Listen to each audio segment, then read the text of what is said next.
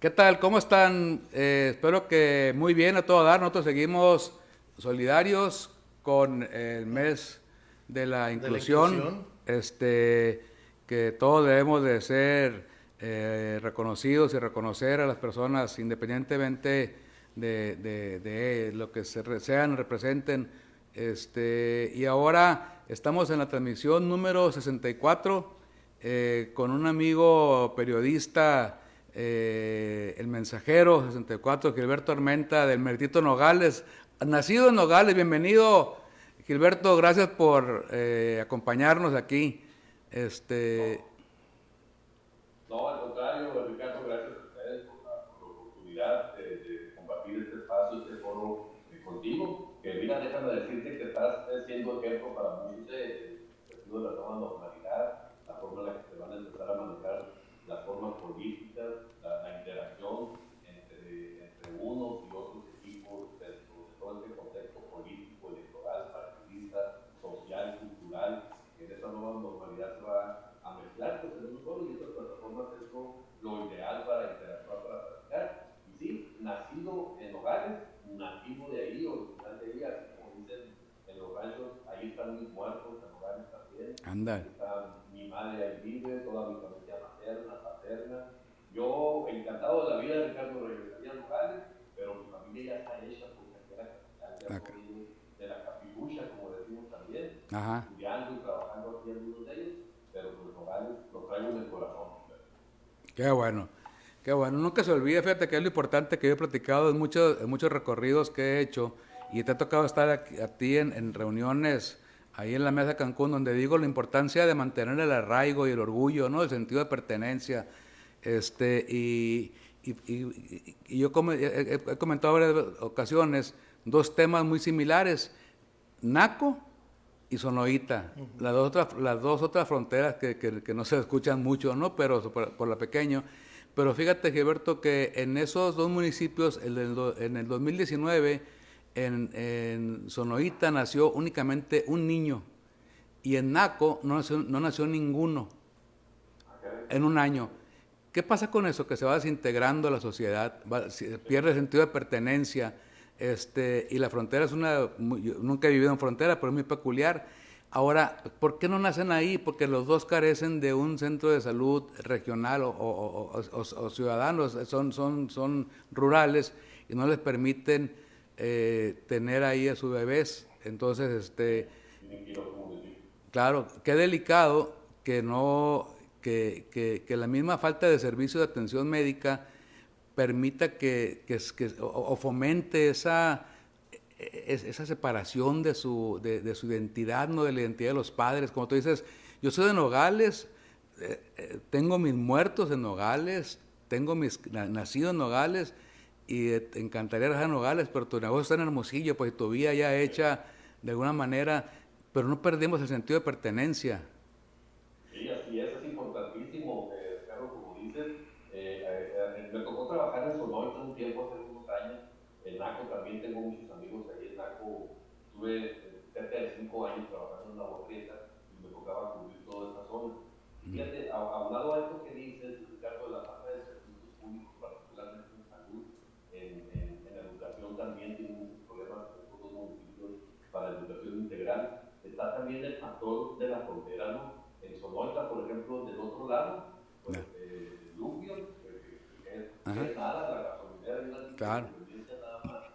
Y en Naco igual, lo más cercano a Naco, pues se van Las dobles. a Sierra Vista, Ajá. Allá de que la es el Virgen. mayor, sí, que Ajá. es el mayor atractivo que tienen ahí. Y un tercer factor, Ricardo, muy importante en estos dos municipios, están ubicados en un corredor de delincuencia organizada impresionante. Impresionante. En Sonoita, en los últimos 10 años, se ha ido la gente expulsada por los mismos grupos delincuenciales que les quitan sus tierras, les quitan sus ranchos, les quitan sus casas y los corren. Y se tienen que ir, te lo digo porque conozco casos muy sentidos en Sonoita, particularmente de gente que conocí de mucho arraigo ahí, que tuvieron que abandonar todo e irse a Estados Unidos a pedir asilo prácticamente ahí en Estados Unidos, porque ya no era posible que ellos vivieran el alcalde, uno de los alcaldes, ahorita recuerdo el nombre, de hace 2 administraciones, se tuvo que ir a Arizona y se fue a vivir a Ajo, en Arizona, y desde ahí trataba de administrar el municipio, y porque la misma delincuencia organizada lo amenazó y le dijo que se fuera de ahí. Entonces, situaciones muy graves que suceden en estas dos fronteras que históricamente, y hay que decirlo y hay que reconocerlo, están olvidados por las administraciones estatales y las federales en cuanto a apoyos, a programas, a recursos extraordinarios que impulsen la educación, que impulsen la salud, la seguridad, para que este sentido de permanencia del que estamos hablando pues sea fortalecido en los que viven, en los que son nacidos ahí, nativos. Claro, fíjate que lo que tú dices, esta de la inseguridad, ese triángulo que se ha formado ahora sí desde Santana para arriba, ¿verdad? La parte noroeste de nuestro estado, y creo que San Luis Río Colorado lo ha librado bastante bien por ser tan grande,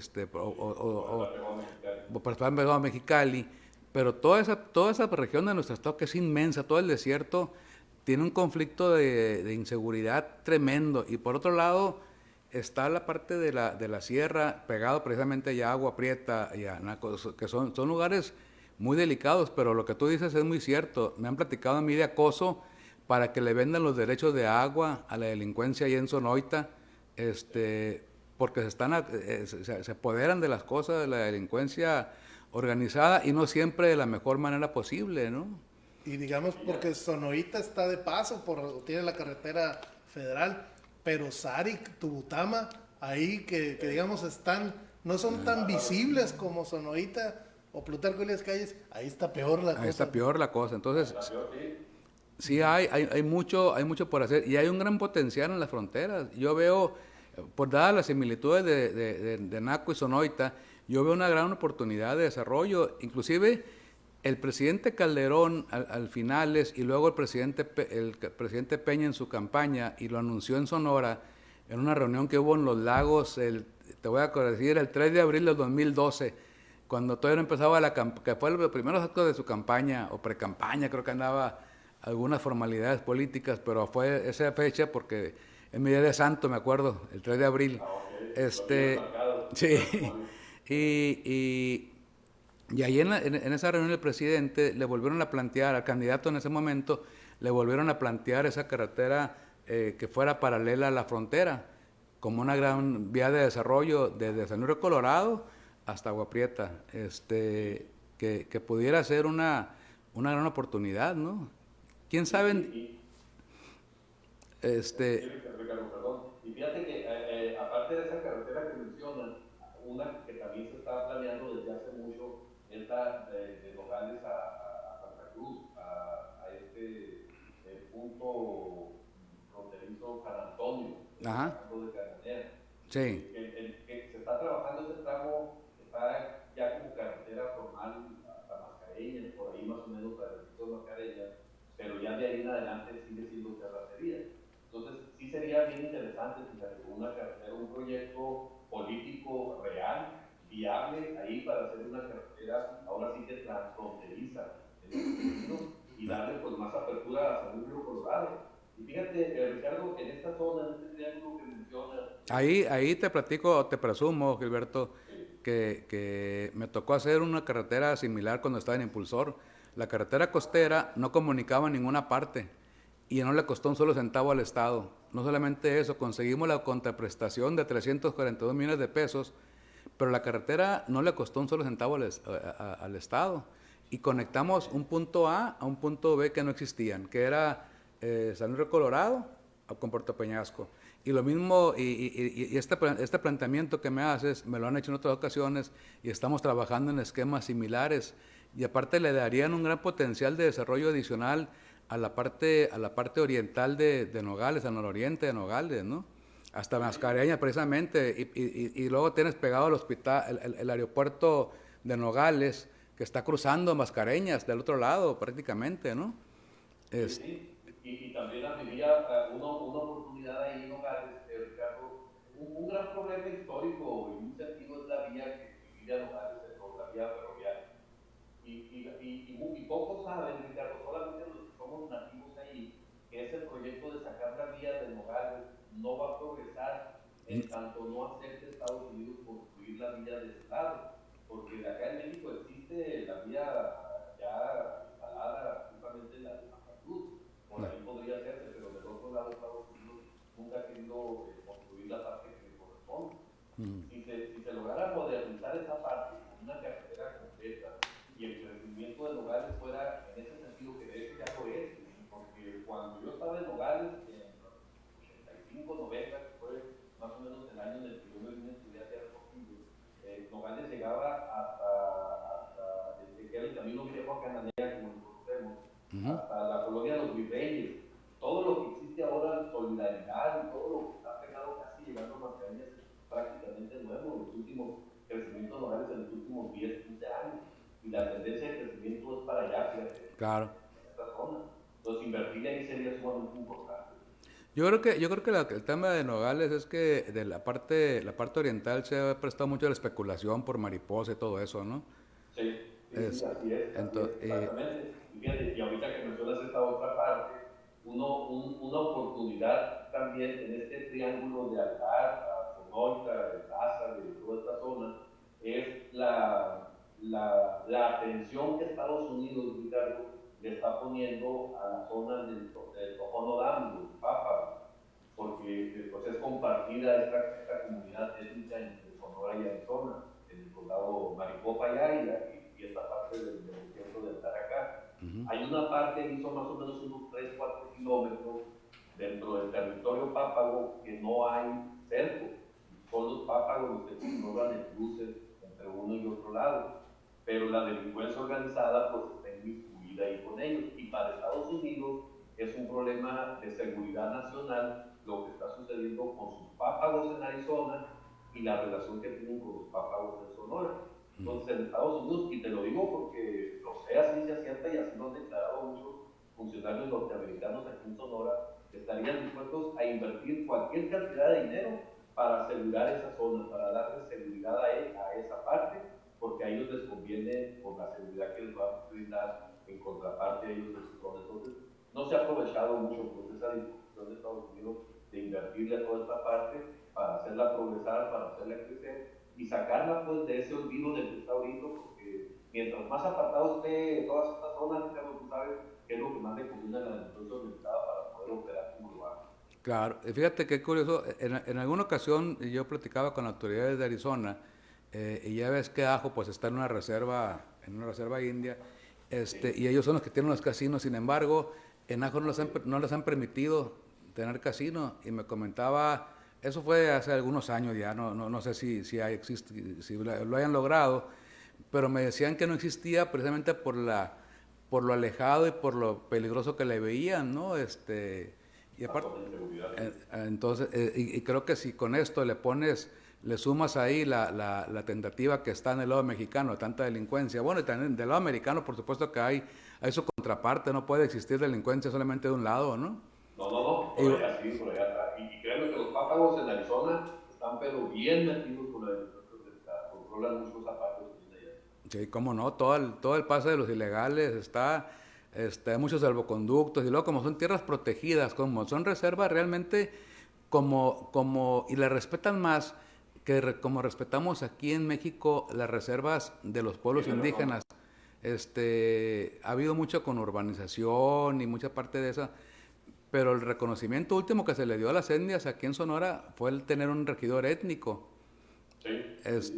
Pero no se le reconoce el territorio, y vimos inclusive, recordarás, un caso contra Tomás Rojo, que estuvo en la cárcel desafortunadamente por un hecho donde ellos habían hecho justicia de acuerdo con usos y costumbres.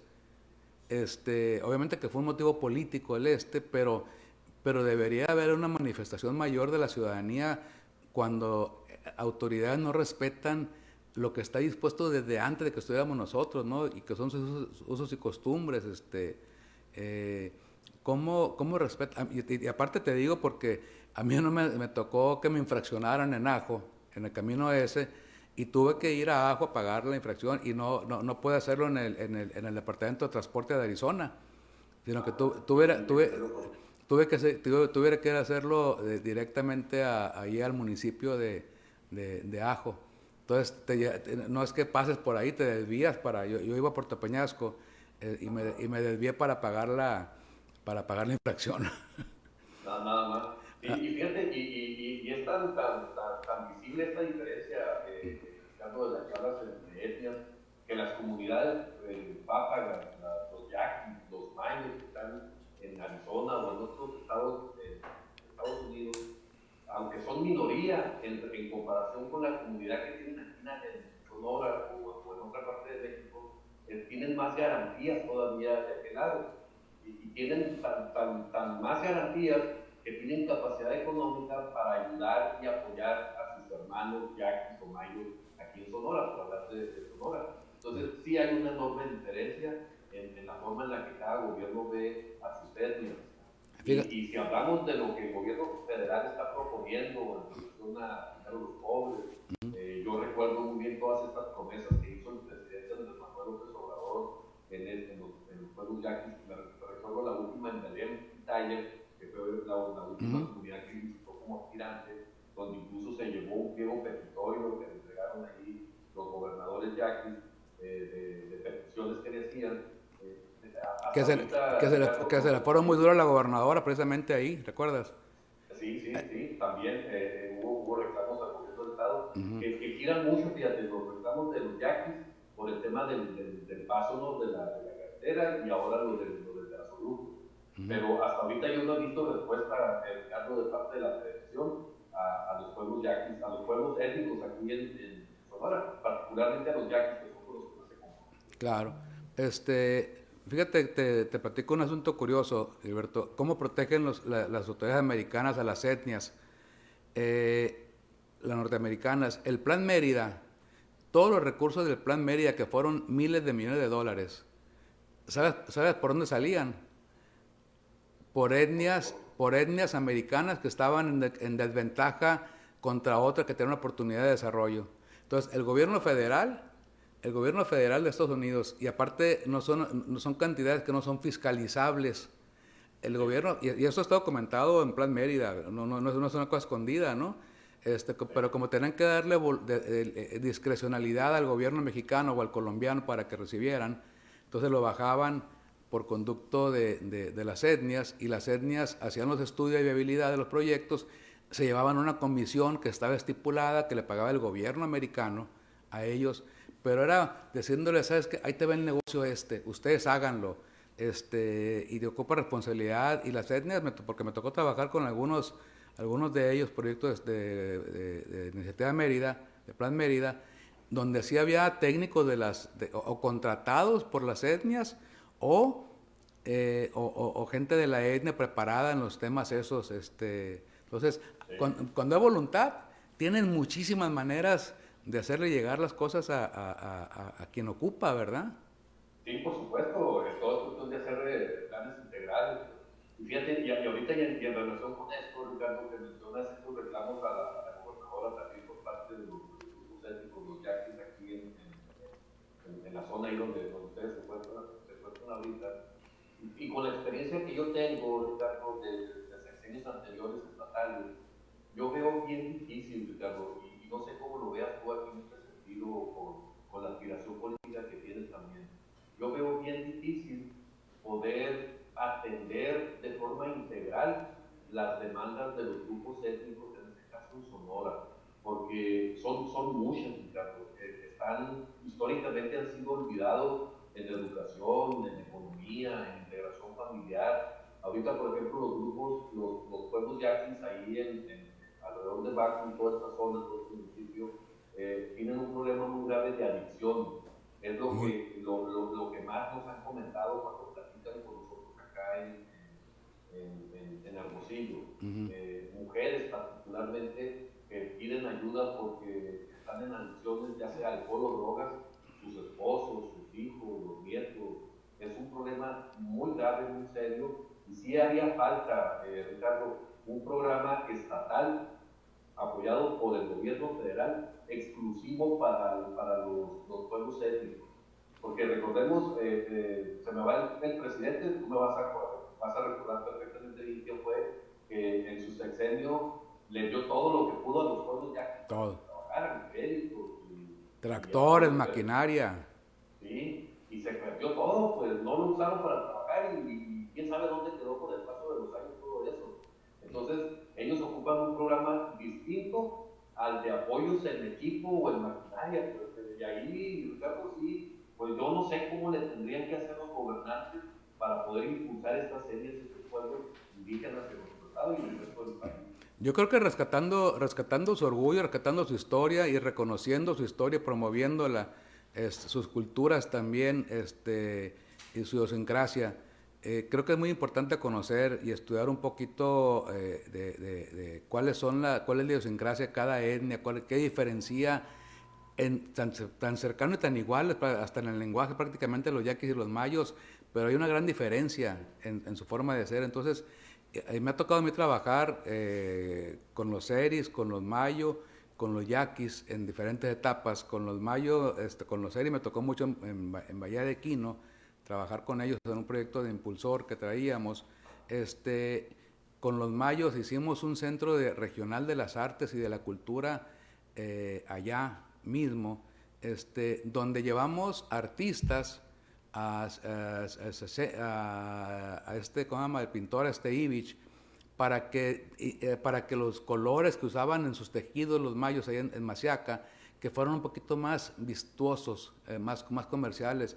Llevamos a una antropóloga, de afición, ahí en Macorella, ahí de Hermosillo, que es una gran mujer, y estuvieron viviendo meses ahí ellos, y son cosas que no trascendieron probablemente, pero logramos meterle la idea de que era necesario que le entrara a alguien con una visión diferente para impulsar el desarrollo de los mayos. Entonces logramos que sus taburetes, las cosas que hacen, ¿cómo se llama? No se lo guacaba que No, el polvito ese que usan para sí, las medicinales, pero les conseguíamos gente que les donara y que les vendiera lana para los tejidos, para los telares.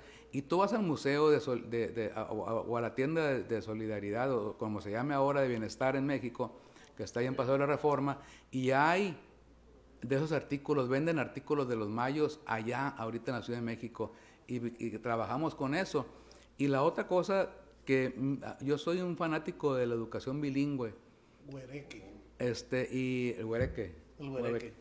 Y cuando hace mucho que hicimos dos libros de español yaqui, de castellano yaqui, le dirían otros, de cocina y uno de herbolaria, y fuimos y los repartimos allá en todos los pueblos yaquis. Esto te digo, fue por allá en el 91, y de ahí hice mucha relación con ellos, y luego me tocó en Impulsor ser el líder del proyecto para hacer el Museo de los Yaquis, que fue mi primer gestión, y el Beto era mi secretario particular. La primera gestión que tuve como alcalde era Rosana, mi prima, que era la presidenta de la biblioteca de Ciudad Obregón, muy preocupada porque los yaquis estaban en el sótano de la biblioteca, el Museo de los Yaquis. Me dice, en el sótano. Entonces me dijo, Ricardo, dos cosas. Tenemos que darle el espacio y la dignidad a los yaquis, no merecen estar en el sótano de una biblioteca. Y dos, en la biblioteca ocupamos más espacio para que rinda como biblioteca, no para que sea parte de un museo mal atendido.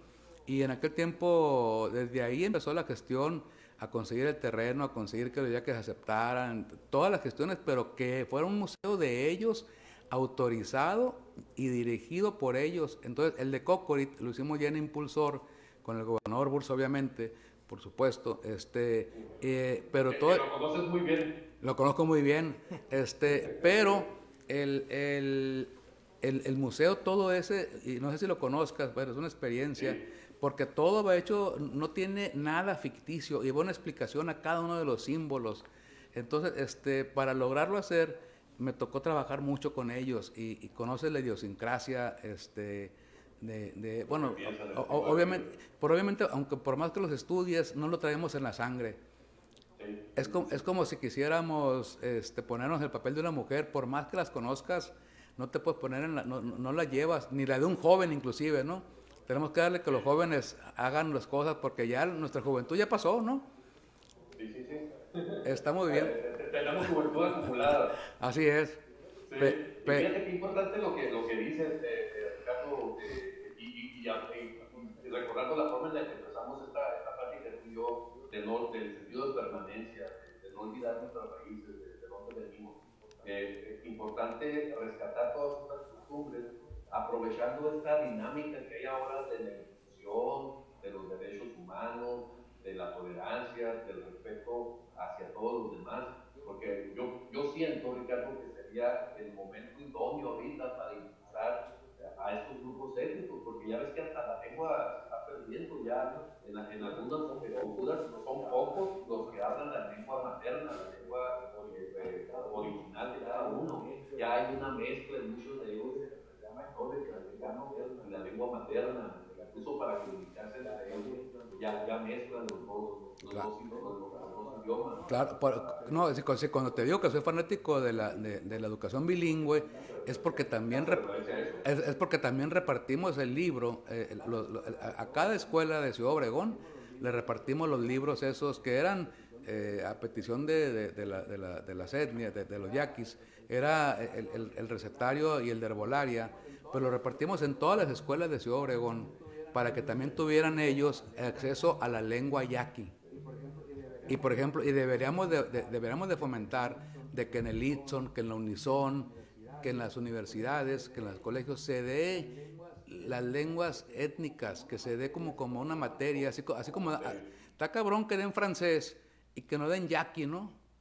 Sí, exactamente. Entonces, te digo, están buscando, se van a dar chino mandarín, entonces todo lo quieren convertir en una parte de negocio y de cultura, de negocio, en lugar de decir, ¿sabes qué? Vamos a tener un poquito de la cultura y rescatar la herencia que tienen tan rica los pueblos indígenas, para que nosotros aprendamos algo de ello, hombre. Sí, y fíjate que ahí en ese sentido, Ricardo, es algo de lo que yo reconozco del gobierno federal, porque hay una intención ahí, en una de las propuestas en la Secretaría de Educación y Cultura con Esteban Moctezuma, justamente la de modificar un poquito el programa de estudios en la educación básica. Está hablando ahorita del momento de incluir materias que tengan que ver con la alimentación, quieren regresar a aquellas clases que tuvimos, ¿te acuerdas? Claro, de economía del hogar. De ética, sí, economía del hogar. Pero también habla de esto, de impulsar las lenguas maternas, por lo menos en los estados donde hay grupos étnicos, que son prácticamente en todos los estados de México. Entonces sí sería excelente pues, que se promoviera a nivel federal y a nivel estatal este tipo de educación que rescate nuestros orígenes, porque es lo que nos tiene formado, Ricardo. Yo veo con mucha tristeza y me ha tocado mucho verlo en el ejercicio de mi trabajo que hay políticos, he entrevistado políticos que no son capaces de nombrar 5 grupos étnicos de Sonora. No. He entrevistado a candidatos a diputados federales que, si bien es cierto, se van a querer concentrar a su distrito, pero sabemos que en la práctica son diputados federales por todo Sonora que son incapaces de eso. Y les preguntas y mencionan siempre lo mismo: yaquis y mayos.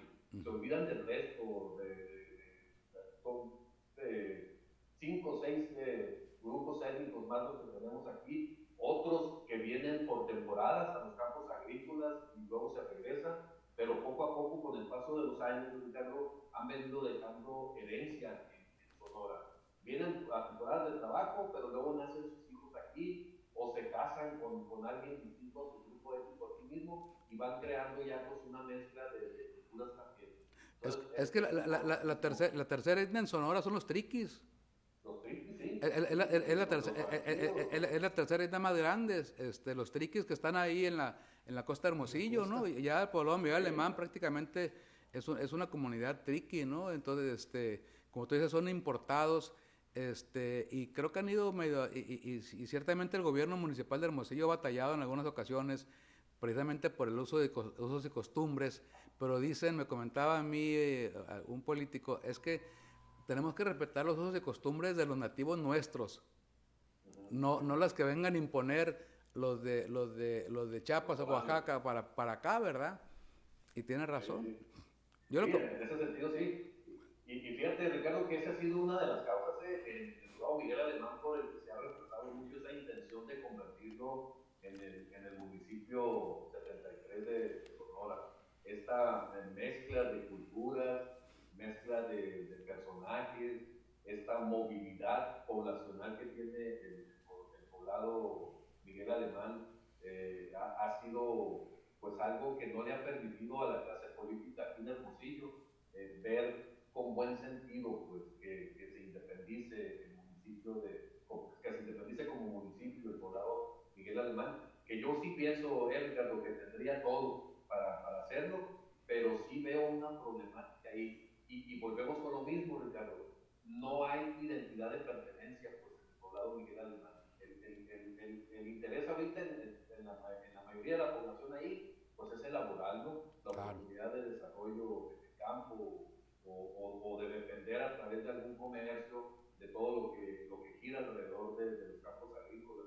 Pero sentido de identidad propio no hay y sería lo primordial para levantar un municipio nuevo en Sonora, porque estés identificado bien con tu tierra. Pero fíjate, bueno, yo tengo mis diferencias con eso, Gilberto. En Sonora hay 72 municipios y de esos 72 municipios hay muchos en los que los únicos que tienen el sueldo garantizado son los funcionarios públicos. Sí, es cierto. Entonces, Fronteras, por ejemplo, fronteras. entonces no, pero hay más de 30 municipios, de los únicos que tienen el sueldo seguro son los funcionarios públicos, por eso se pelean los puestos, no tienen mucho que hacer. Antes te ibas a Hermosillo y ves las patrullas de todos los municipios porque va el presidente municipal, la alcaldesa, pues van... Es el carro del municipio. Es el carro del municipio, ¿no? Sí, Entonces, y a mí me tocó un debate cuando era candidato, porque se querían municipalizar o hacer independientes Pueblo Yaqui y Cocorit, Esperanza. Así es. Y los candidatos contrincantes estaban a favor y yo estaba en contra. Inclusive iba el debate con los comités que buscaban y le decía, yo estoy en contra porque luego ¿cómo vas a administrar? ¿Qué vas a hacer de tus delegaciones? Porque tú son comisarías. ¿Qué haces de las delegaciones? No te va a alcanzar el dinero. Y como municipio hicimos cambios en la administración municipal para darles equipo y maquinaria propia que fueron con cargo, que los usaran las comisarías y las delegaciones, pero que fueran con cargo los gastos de operación al municipio, no al presupuesto pírrico que le toca a las comisarías. Entonces, traté de hacer una tipo de central de maquinaria de central de maquinaria, pero también ciertos gastos que lo absorbiera la administración central, tipo como si fuera el gobierno federal, de decir, sabes qué, a ver, tu gasto de operación te lo voy a mantener, pero lo que sea de la administración central o el corporativo, como le quiera llamar, esto corre con cargo al municipio, ¿verdad? Para no demeritar la inversión tan pequeña que tienen las comisarías. Y la otra es dónde se origina la riqueza, que es donde pagan impuestos. Si el domicilio fiscal de la gente del calle 12 está en Hermosillo, pues la van a pagar a seguir pagando en Hermosillo sus impuestos y no van a generar riqueza. Y luego, ¿qué va a hacer el Miguel Alemán con Villa de Quino? ¿Lo va a nombrar comisaría? Entonces, no va a mejorar gran cosa. Tiene muchos asegúnes y hay que someterla a debate, pero sí. Ahora, tú viniendo de la frontera, pues la gente que viene de todo el mundo ahora sí a Nogales, se adapta a las costumbres de Nogales. No Nogales se adapta a la costumbre de los hondureños, los salvadoreños, guatemaltecos, etcétera, ¿verdad? Sí, y fíjate, Ricardo, ahorita que me lo preguntas y con la experiencia que yo tengo en Nogales, te puedo decir con toda seguridad, porque me tocó experimentarlo, que sí, los que llegan se adaptan a la cultura que existe desde que yo me acuerdo en Nogales. Pero se ha creado también una subcultura, una cultura nueva con todos los que llegan, que todos traen pues, diferentes formas de alimentarse, de cocinar, de convivir con el vecino, de hacer propuestas, de obedecer las leyes. Todos traen ideas distintas y entre todos las adaptan y se crea una subcultura que es distinta a la original, a la genuina de Nogales, claro, pero que se amarran entre las dos.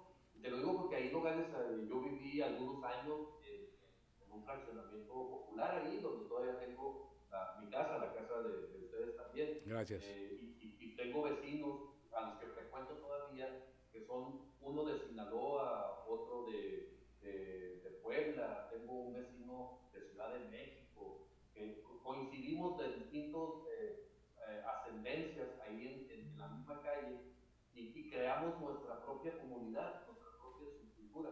Es algo muy interesante, fíjate, Ricardo, que sucede y que sucede también, pues, por supuesto, en el condado Miguel Alemán, donde seguramente existe esta subcultura arraigada, amarrada con la que ya existe ahí. Pero sí, es todo un tema político, Ricardo, lo de los municipios. Algunos, yo tuve mucha relación con fronteras, tipo que estuve trabajando en Agua Prieta. De Agua Prieta me trasladaba a Nacosari prácticamente todos los días por el conflicto minero de hace unos años, justamente en el sexenio de Eduardo Bush. Los últimos 3, 4 años de Eduardo Bush me tocó lidiar con esa problemática social ahí. Esqueda es comisaría de fronteras. Sí. Fronteras es el municipio. Pero quieren todo, hasta ahorita sigue la pugna por trasladar los poderes a Esqueda. Quieren que Fronteras deje de ser la cabecera municipal para que sea Esqueda, porque ahí Esqueda están pues todos los mineros, los administrativos, los gerenciales, desarrollo, los ganaderos, sí, todos viven ahí. Entonces hay esta problemática ahí, pues prácticamente reducido a nada Fronteras, con muy poca actividad. Lo único que se mueve, y lo dices bien, Ricardo, es el Palacio Municipal, porque ahí están todos los funcionarios municipales, pero todo opera en Esqueda. Claro, la convivencia, el cafecito te lo tomas en Esqueda. Todos ahí. De hecho, hay muchos residentes de Fronteras que tienen allá su casa en no, Esqueda. Y la cabecera de Ejido también está ahí en Esqueda, ¿no? Las oficinas, la comisaría de Equidad también está ahí, ¿no? Sí, y hay otros municipios que es igual, fíjate. Y sería muy interesante, Ricardo, y para pasar, si tú me lo permites, a los políticos. Claro. Sería muy interesante escuchar una plataforma electoral que incluya estos temas, de las etnias, el rescate a las etnias y la reestructura política de nuestro estado. Porque hay municipios, Ricardo, y lo mencionaste tú ahorita, que la población ya no alcanza pues, como para que siga siendo municipio. Elecciones que se deciden con diferencias de 1 o 2 votos, de 100 que se acumulan en las urnas, y que en una administración el primo es el alcalde y en la siguiente es el hermano del primo o el otro primo, porque se están compartiendo entre las mismas familias el poder político. Entonces, hay algunos municipios que sí deberían ser reestructurados en ese sentido. Y hay municipios y poblaciones que su padrón de votantes es más amplio que la gente que la población ahí. Que vive físicamente en el lugar. Claro. Fíjate que eso es bien interesante, porque acordémonos que en las administraciones, en elecciones pasadas, por donde aparecen los votantes nuevos en Sonora, son en estos municipios, en estos padrones, es donde inicia el fraude electoral. De hecho, salen de aquí de Hermosillo muchos que de pronto les dieron ganas de irse a vivir a un pueblo en la sierra y sacan su credencial de votar allá y junto con él aparecen 10, 15, 20 nuevos habitantes que únicamente votan el día de la elección, que nadie conoce y que nadie vuelve a ver. Pero fíjate que hay algunos casos que son muy interesantes. A mí me tocó la elección que se repitió en Granados en el 2003. Sí, creo 2003. 2003. Sí, 2006, se repitió 2003. la elección, sí,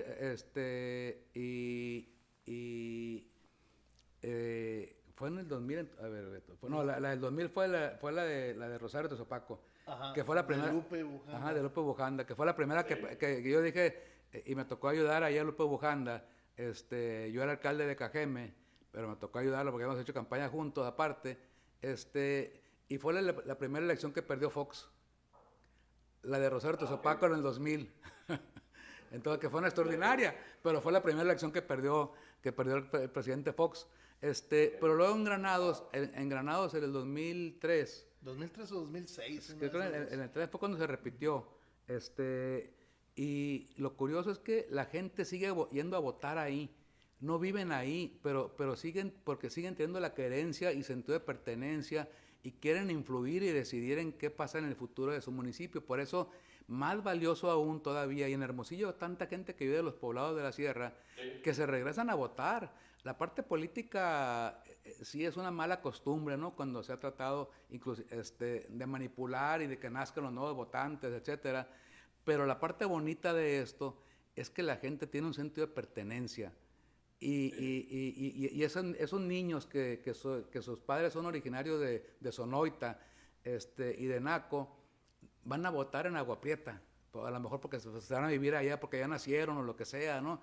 Entonces no van a tener las ganas de ir a votar a su lugar de origen. Pero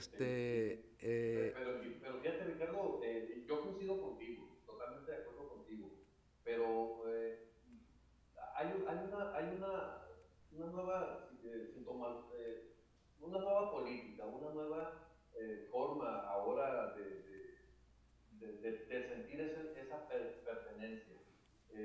No sé qué tan efectivo puede ser ahora, Ricardo, con todo lo que nos está sucediendo, particularmente del 2018 para acá, que alguien que no vive en el lugar donde vota influya o de alguna forma determine quién va a gobernar ahí, para luego ellos irse al municipio donde trabajan y donde realmente residen.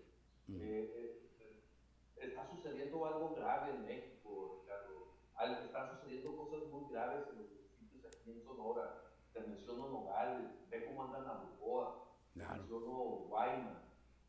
Aquí en Hermosillo, bien o mal, CDAPS está tratando de hacer las cosas distintas porque tiene una ideología política diferente a los de Morena. Y una rocaportense. Rocaportense, sí, nacida en Mexicali, Nacida en Mexicali. Además que ha venido de sentido de pertenencia en sentido de pertenencia. Así es. Sí, en Agua Prieta están sucediendo cosas graves, en Nogales, yo estoy seguro que estás interesado, yo he estado muy pendiente de Nogales, nunca había sucedido, Ricardo, lo que está sucediendo en Nogales ahora. A ver, el que tú tengas memoria, ¿se había casado alguna vez un alcalde con una síndica? Jamás, jamás. Y fíjate, Ricardo, porque ahora sí que este asunto está más grave de lo que uno pueda pensarse. Hay de dos aguas. O ya eran novios y engañaron a todos, ocultando esa relación sentimental que tenían para postularse como candidato a alcalde y en la fórmula de la sindicatura, o ya como alcalde él enamoró a su síndica y terminó en una relación sentimental con ella. Cualquiera de las dos son opciones graves, claro que no deben suceder por ética mínima. Y la tercera, que anuncia el alcalde, y lo digo porque lo hizo público en sus redes sociales, que anuncia que la síndico va a tener a su hijo y que todavía siga siendo alcalde y síndico. Cuando duermen juntos y controlan el poder político en el ayuntamiento local. Es imperdonable eso, Ricardo, no debe de suceder. Y todavía que se escondan con el argumento de estas famosas lagunas legales, con las que todos quieren justificar todo, que la ley no les prohíbe, siendo alcalde y síndico, tener una relación sentimental y seguir siendo funcionarios. A lo mejor no, pero éticamente no debería de ser. Claro, por eso lo que tú decías de educación, volver a dar clases de ética, de civismo, de moral, Sí. y de moral no es religión, ¿no? De valores, pero sí, el civismo, la ética, nos falta, hemos olvidado mucho las reglas de convivencia urbana, que nos corresponde a cada uno, y no ha habido esa educación, se nos ha olvidado, quieren que nos atengamos únicamente a los reglamentos. Hasta para desobedecer los reglamentos deberíamos de estar preparados cuando no son fundados, como el salvoconducto de Hermosillo, que es creo que es una presión de la alcaldesa y la comprendo, y a lo mejor la forma legal no es la correcta, pero también hasta para el ciudadano educado se podría defender de un policía que lo pare por una situación que no corresponda, ¿no? Así de fácil, es cuando la gente dice, ¿para qué estudio? Pues para que seas mejor ciudadano, y mejor ciudadano que conozca mejor tus derechos también. ¿verdad? Sí, exactamente. No únicamente las obligaciones. La gente cuando dice ser mejor ciudadano piensa que eso conlleva únicamente las obligaciones, pero no, señor, son tus derechos los que queremos inculcar en ti. Exactamente, Ricardo, y fíjate, y retomando este tema del famoso salvoconducto o del toque de queda, como le hemos llamado de varias formas aquí en Nogales, aquí en Hermosillo, a esta propuesta de la alcaldesa, con un buen civismo, Ricardo, con un buen sentido de pertenencia, insistimos con el concepto, con un buen patriotismo, que es algo con lo que yo coincido también con el gobierno federal que está tratando de impulsar, con algunos errores y algunas malas aplicaciones, pero sí es algo que nos hace mucha falta. Nosotros deberíamos entender que las medidas que los gobiernos toman no son para que nosotros las rechacemos a priori o para que nos resistamos a las mismas, son para que, así como tú dices, Ricardo, tratemos de adaptarnos, respetando el derecho que la facultad que la autoridad tiene para imponer algo así, pero sin que se violen mis derechos como ciudadanos también, y encontrar un punto de equilibrio, porque tampoco podemos dejar que el gobierno municipal en este caso resuelva el tema de la movilidad, el aumento de contagios que ha habido aquí en Hermosillo, si nosotros no les permitimos que lo que les estamos reclamando lo impongan, no lo hagan. Claro. Es una contradicción total, pues. Actúa gobierno, pero no actúes si me perjudicas a mí. Yo no he tenido ningún problema, Ricardo, en lo personal con movilidad de 6 de la mañana a 6 de la tarde. Lo pienso yo en el sentido y trato de consolarme yo solo pensando que es algo temporal, que no va a durar muchos días, que va a desaparecer y que nos vamos a curar. ¿Te acuerdas, Ricardo, como cuando aquella ley que no permitía a los restaurantes que fumaran en el interior de los comensales? Sí, claro. Que todos se fijaron, va a desaparecer mi restaurante, ya no va a venir la gente a consumir, que fumarse el cigarro después de comer es parte de la cultura. Se hizo todo un escándalo, me acuerdo en aquel momento, y finalmente pues aquí estamos viviendo con esa regla, los que fuman ahora salen a fumar fuera o tienen su lugar aparte. Entonces, así con todas las reglas, con todas las leyes. O como dicen, están pandeando el becerro antes de que crezca, pues de perdida dejen que hacen unos días con esa medida y ver cómo funciona, pues. Claro. Pero no la dejan ni que se haga, o la critican. Sí, tratar de adaptarnos al cambio. así es, si me permiten, voy a dar alguna lectura de comentarios que vienen. Tenemos muchos saludos de Agua Prieta, de Caborca, de aquí de Obregón, de Hermosillo. Agradeciéndote, Ricardo, que invitáramos a Gilberto esta tarde con nosotros. De Nogales comenta Arturo López, dice, en su opinión personal, ¿qué decisiones tomarían para la reactivación de la economía después de la contingencia?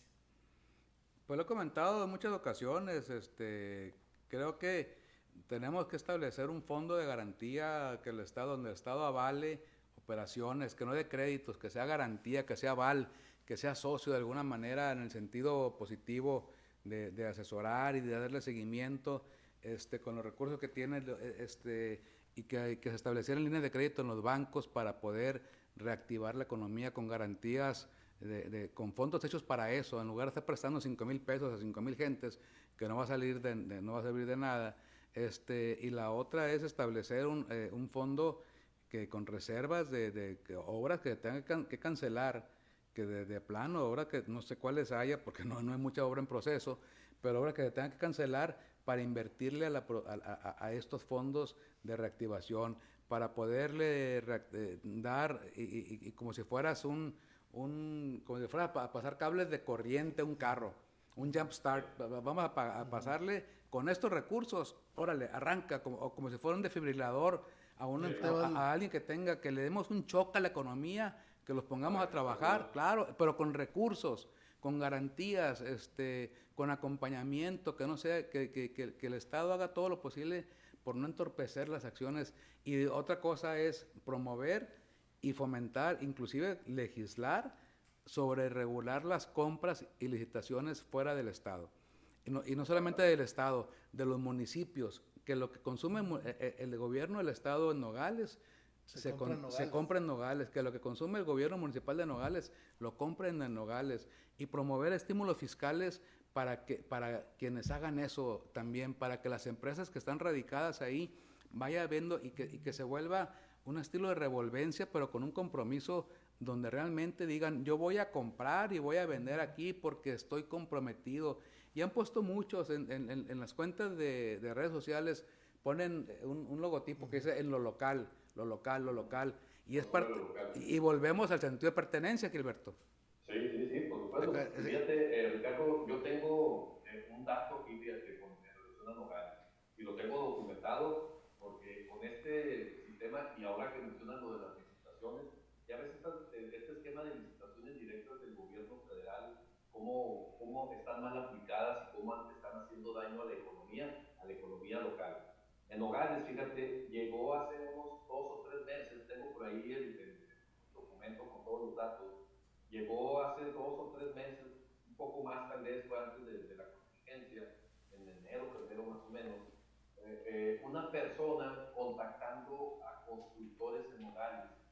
Les llegó con el argumento de que traía obras asignadas, pero como él no era ni de Sonora ni de Nogales, no tenía constructora en Nogales, no tenía empleados en Nogales, y llegó buscando quienes querían trabajar para él, para que esas constructoras hicieran las obras en Nogales y luego él pagarles la parte que correspondía y quedarse con lo que sobrara. Fíjate nada más, Ricardo, la forma en la que se están haciendo las obras ahora.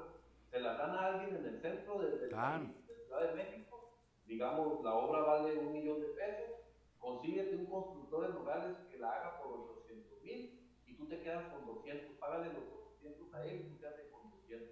Eso es algo que no debe suceder. Y obviamente que se hacen obras peores porque con los 800 no va a alcanzar, porque los indirectos de quien construye la hora o tienen que tener una utilidad forzosamente. Y el que gana la licitación o el que gana esa adjudicación directa, pues ya sabe que ya le puso su margen de utilidad. Pues. Entonces, claro, lo único que está reflejado es que son obras de mala calidad anticipadas. Anticipadas. Y aquí en Hermosillo tengo ubicada la oficina de una constructora en Villa de Celis, en la colonia Villa de Celis, aquí, que seguramente tú sabes dónde está ubicada, Ricardo. Claro. La tengo ahí ubicada con domicilio y todo, que está haciendo exactamente lo mismo. Son constructores que llegaron del centro del país, se establecieron aquí administrativamente nada más, pero están buscando a quienes darles las obras que a ellos les están entregando de forma directa en el centro del país. Y algo que en Nogales, Ricardo, te lo dice alguien que es de ahí, pues que siente mucho lo que está sucediendo en Nogales. Hace falta diversificar la economía en Nogales. Ahorita prácticamente todo depende de la maquinadora. Y no es nada más trabajar en una maquinadora, sino ser proveedor de una maquinadora. Es agente aduanal, prestador de servicios, prestar maquinaria, vender comida, insumos de oficina, todo gira alrededor de la economía, de la maquinadora, perdón. Y si ahora con lo que pasó con la pandemia, si se cierran las máquinas, pues en cascada se viene abajo todo, Ricardo. Claro. Todo, porque se quedan los proveedores sin margen de operación, las agencias aduanales tuvieron que cerrar muchas operaciones porque se les acabó el trabajo. Si se diversifica la economía en Nogales y en las otras fronteras, pues va a ser de mucha ayuda. Por ejemplo, en Nogales, Ricardo, no sé si tú recuerdas, en los 80s, 70s, 80s, parte de los 90s todavía, las famosas Curio, que era un comercio local muy fuerte. Cruzando la línea, están todos los carros de sitio ahí. Exactamente, todo el centro histórico, hasta de la línea divisoria hasta Palacio Municipal, todo era en Curio, en varias cuadras y en varias calles. Para los que nos escuchan, Ricardo, les explico, le llamábamos Curios en referencia a curiosidades. Vendían artículos de todas las artesanías, artesanía, recuerdos, zarapes, cobijas, al turismo extranjero que llegaba, al turismo norteamericano que llegaba, pero que era una derrama increíble, claro. Era mucho dinero que eso generaba, mucho circulante particularmente. Eso se cayó, Ricardo, ya no existe. Poco a poco se vino abajo, se vino descuidando por diferentes factores ese tipo de comercio. El estadounidense dejó de cruzar a Nogales, Sonora a consumir, y y no únicamente era ir a comprar curiosidades, era pues consumir en restaurantes, en hoteles, en servicios de taxi. Pues ahí está el Fray Marcos, está a una frente de la cafetería La Leos, Exactamente. toda la parte esa. Yo traté de hacer algo ahí. Verás qué complicado está, Gilberto, que lo voy a volver a intentar, Dios mediante, cuando se venga mi oportunidad, y que ando buscando, pero mover a toda esa cantidad de carros de sitio que tienen, Sí. que tienen eso, y eso, ellos acabaron de alguna manera con toda la parte esa de los curios, porque se fueron apoderando los terrenos, entonces no permiten que se creen zonas peatonales adecuadas para que el turismo... traigo proyectos para todas, para todas partes. La verdad que me gusta mucho lo que estoy haciendo. Tengo muchas ganas de hacer las cosas. Y en Nogales eso es una gran oportunidad de eso. Desafortunadamente están perdidas, pero acuérdate, hasta Ruedo de Toros tenía Nogales ahí con Mario de la Fuente. Exactamente, sí, las corridas de toro, Entonces, el estadio Adolfo Hofer, yeah. con los famosos internacionales de Nogales. Ahí donde está la tomatera. Exactamente, ahí en el piso del canal ahí. Yeah. Entonces, había Nogales, Ricardo, durante varias décadas, fue centro turístico muy importante. Muy importante. Muy importante, por las corridas de toros, que me tocó estar a mí ahí en esas corridas de niño, Ricardo, que me llevaba mi papá, saturado, al tope, la plaza de toros ahí en Nogales, porque le gustaba mucho el americano. Iban de Phoenix, de California, de Tucson, de Nevada, de varios estados, únicamente a las corridas. Pues ya te imaginarás todo lo que significaba el derrame económico eso. Pero lo que vino a acabar poco a poco también fue la entrada de la maquiladora, ¿no? Fue un mal necesario o un bien que afectó otras cosas, pero sí sería bien importante, Ricardo, y seguro que tú puedas tener proyectos en ese sentido de reactivar otro tipo de economía local. Antes de que nos estamos acercando ya al tiempo de la transmisión, al final, me gustaría leer otras preguntas, sobre todo porque hay mucha interacción de otros temas. Por ejemplo, aquí Yolanda Padilla, creo que hace referencia a un tuit tuyo, Ricardo. Dice, atenta a sus comentarios, vi un tuit del director Pedro Ángel Contreras, donde habla de una caída que prevé el Instituto Mexicano de Finanzas de menos 8.5 en la economía nacional, donde usted comenta que no se precipite y señala como atrevido y preocupante.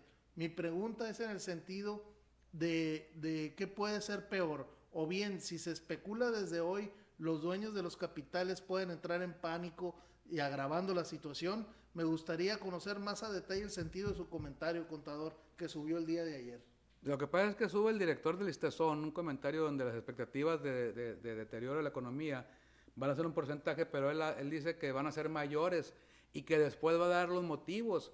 Pues un funcionario de tal nivel no se puede prestar a dar una exposición sin dejar claro por qué, en qué lo fundamenta. Aparte no es su área, le corresponde al secretario de Hacienda o al secretario de Economía del Estado o a la gobernadora mismo hacer un anuncio de tal tamaño.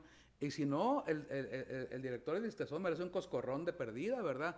Porque en lugar de estar animando a la sociedad, le estás animando, ¿sabes qué? En lugar de pegarte una cachetada, te va a pegar un golpe en la cara, pues es muy diferente, ¿no? Ahora, su tema es de salud y de atención a trabajadores del Estado. Claro, el tema es de salud y el tema de las pensiones y es mucho más para poderse dar, porque dice que estaba como en un foro de ejecutivos y mercadotecnia, creo, algo así.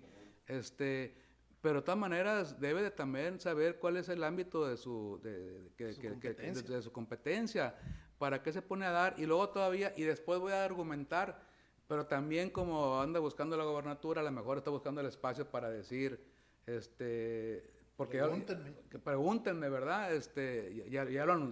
Aparte ya lo ha dicho Gilberto, ¿no? Sí, lo dijo, y justamente ahí en la mesa Cancún, fue el foro que aprovechó para dar a conocer su conspiración política. Y fíjate, Ricardo, en este sentido yo concuerdo contigo, ¿no? Sí hay que tener mucho cuidado en lo que se diga respecto a la economía y las especulaciones. Sí sabemos, Ricardo, porque así lo venimos viviendo, que vienen tiempos muy difíciles para Sonora, para México, en este sentido. Aquí, y también habría que consumir como aspirante también a una candidatura a la gubernatura, que poco a poco se van a empezar a meter todos los aspirantes a opinar sobre todos los temas. Sí les va a estorbar a algunos el cargo que tienen ahorita, en este caso Pedro Ángel Contreras como director de Educación, que lo quisiera volver enfocado a temas de salud, de pensiones, que igual se van a ver afectadas por el decrecimiento económico que va a haber, pero también yo creo que debemos empezar a imponernos a que ellos empiecen a hablar de otros temas, o bien, Ricardo, que tome ya la decisión. Claro, de separarse del cargo. Así es, se está recortando el tiempo, tendrán que hacerlo antes de diciembre para que puedan cumplir con la ley de los famosos 6 meses antes del día de la elección. Fíjate, Ricardo, que eso es algo que se ha reclamado mucho y que desafortunadamente ahora con el gobierno federal, que pensamos que podría haber cambios en ese sentido, porque ellos se desgarraron mucho las vestiduras siendo oposición y ahora que son gobierno, pues les conviene mejor no hablar de eso. Pero sí sería bien importante que si se tiene una aspiración, se renuncie al cargo público que se tenga en el momento mismo en el que se haga pública la aspiración. Porque luego suceden estas cosas, pues de malinterpretar posiciones o de interpretarlas de distinto sentido, o ellos mismos de darse balazos en el pie, porque si hablan de otros temas que no corresponden al cargo que tienen. Entonces, ahí sería también importantísimo, Ricardo, que dentro de la plataforma política que presenten todos los aspirantes, ya como candidatos en los partidos, vean incluidas importantes reformas a la ley electoral que exijan esto. Si van a aspirar, que renuncien al cargo que tengan por anticipado. Por supuesto. Pero ya lo dijo López Obrador, depende de cada quien, ¿no? Y parte de las reformas electorales que trataron hace una semana, claro, que la bancada de Morena tumbó, estaba justamente esa, porque fíjate, en la elección pasada, en el 2018, Morena se tiró al piso y empezó a sangrar por la boca cuando hubo funcionarios que al mismo tiempo eran candidatos, en el caso por ejemplo del Temo Galindo, que nunca dejó de ser alcalde de Juárez, pero también era candidato. Por las mañanas era alcalde y por las tardes era candidato. Lo mismo Kiko Murro de Peña, que ganó la reelección. Hubo algunos que lo hicieron. Porque hubo algunos. Claro. También Cepeda, acuérdate que nunca renunció como diputado local y fue candidato a la Diputación Federal. Entonces, los de oposición, estos partidos de la coalición, el PT y Morena particularmente, porque el Partido Encuentro Social era más de derecha en el claro. ahora, decían eso, no, cuando nosotros ganemos, eso se va a acabar, no se va a usar el dinero del erario para pre-campañas ni para aspiraciones políticas, en ningún sentido. Pero no quisieron que entrara esa reforma electoral, Ricardo, porque ahora ellos no van a dejar de ser ni alcaldes ni diputados para ser candidatos, porque les conviene. Entonces ahí es de las incongruencias de esta política de izquierda que ya no se entiende. Así es. Muy bien. Si me permiten, el tiempo ya se nos fue la hora como agua, como suele pasar. Te quitamos la palabra. No. El chiste está que ustedes puedan ahí interactuar y platicar y compartir conceptos. Pero para invitarte, Gilberto, a un comentario final y pedirle a Ricardo que cierre la transmisión, por favor. Claro, no, pues agradecer mucho, Ricardo, a ti también la oportunidad de platicar con ustedes, de aprovechar este foro. Lo que te dije al inicio, Ricardo, lo vuelvo a repetir, qué bueno que estás dando el ejemplo en este sentido, abrir espacios en esta plataforma, particularmente ahora que esta va a ser la nueva normalidad de la política. Ahora sí que te adelantaste como aspirante por estas aspiraciones políticas que tienes, Ricardo, porque eventualmente lo van a tener que hacer todos, a la gubernatura, a las alcaldías, a las diputaciones, abrir espacios como este. Para mí es un privilegio, Ricardo, poder compartir con ustedes puntos de vista, hablar de todas estas necesidades de Sonora, y pues esperando que no sea la primera ni la última, que pueda haber oportunidades de próximas ocasiones, porque vienen cosas muy interesantes. Así es, Gilberto. No, te agradezco mucho, Gilberto, que nos haya acompañado ahora. Se fue muy rápido el tiempo, platicado muy a gusto, hay mucho por hacer, mucho por platicar. Yo espero que la próxima vez que nos veamos en persona y nos podamos saludar y tomar un café al menos. Gracias por la compañía. Mañana tenemos invitado a Horacio Castelo, Lacho Castelo, que es un representante, lo comentaba Gastón Pavlovich ahora hace poquito, ayer, que estuvo con nosotros Gastón, entonces mañana le toca estar a Lacho, y nos vemos mañana. Gilberto, muchas gracias, en serio, por acompañarnos, estoy a tus órdenes, y a todos, quédense en casa, síganse cuidando, esto no es de mentiras, es de veras, cada vez tenemos más gente conocida enferma, más gente conocida contagiada, más conocidos que fallecen, está muy lamentable esto. Saludos.